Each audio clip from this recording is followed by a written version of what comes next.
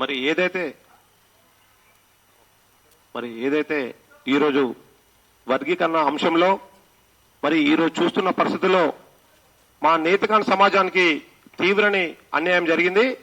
10 లక్షల పైన మా నేతకాన సమాజం ఈ రాష్ట్రంలో మరి ఇక్కడ భద్రాచలం నుంచి మొదలుకుంటే ఆదిలాబాద్ వరకు, హైదరాబాద్ నుంచి మొదలుకుంటే ఆసిఫాబాద్ వరకు ఈ విధంగా మరి విస్తరించి మా నేతకాన సమాజం చాలా పేదరికంలో మరి ఏజెన్సీ ప్రాంతాల్లో, మైదాన ప్రాంతాల్లో నిరుపేద కుటుంబాలుగా ఈరోజు మరి ఉంటే ఈరోజు మా 10 లక్షలపై ఉన్న జనాన్ని 1,33,070కి మరి కుదించి మాకు ఒక శాతం వాటా కూడా రాకుండా ఇది రాజకీయ కుట్ర జరిగింది.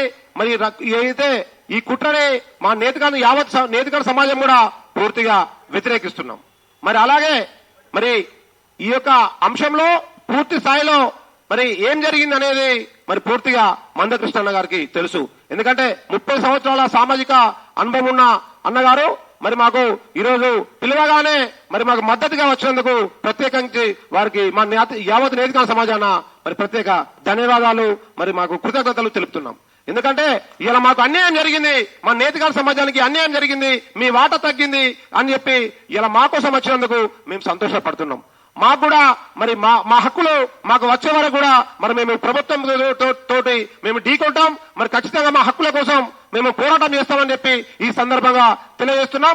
మరి అలాగే మరి పిలువగానే మా నేతకాన సంఘం పరంగా మరి మేము పిలువగానే వచ్చినటువంటి మరి మాజీ ఎంపీ, పెద్దపల్లి మాజీ ఎంపీ బోర్లకుంట వెంకటేశ్వర గారు, మరి సుప్రీంకోర్టు న్యాయవాది అన్నగారు కూడా మేము స్వాగతిస్తున్నాం. ఎందుకంటే మా జాతి బిడ్డ అయినప్పటికీ మరి మేము పిలువగానే మరి ముందుగా ఉండి మరి మందకృష్ణ గారు కూడా మేము పిలువగానే ముందుగా వచ్చినందుకు మా నేతకాన సమాజం పక్షాన ఆర్థికంగా, సామాజికంగా, రాజకీయంగా అన్ని విధాలో వెనుకబడి ఉన్నాం. మరి మాకు కూడా హక్కులు కావాల్సిందిగా ఈ సందర్భంగా మేము ఈ ప్రభుత్వాన్ని, కాంగ్రెస్ ప్రభుత్వాన్ని మేము డిమాండ్ చేస్తున్నాం. మీ సర్వే చేస్తే ఏ సంఘము, ఏ కుల పెద్దలు పిలిచి మరి మీరు సర్వే చేశారు. సర్వే చేస్తే పిలవాలి కదా.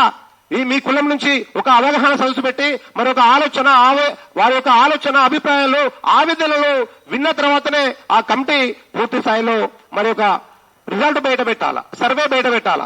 ఎలాంటి ఇప్పుడు ఒక నేతల కులమని కాదు, ప్రతి కులంలో కూడా మరి ఉపకులాలు, మాలలో మాల ఉపకులాలు, మాదిగలో మాది ఉపకులాలు. మరి మందకృష్ణ పోరాటం ఒక మాదిగల కోసమే కాదు, మరి ఎస్సీలో ఉన్న 59 కులాల కోసం మరి పోరాటం చేస్తూ ఉన్నాడు.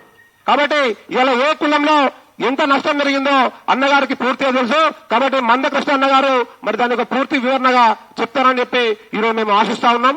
కాబట్టి మరి మందకృష్ణ అన్నగారు మాట్లాడాల్సిందిగా కోరుతూ ఉన్నాం.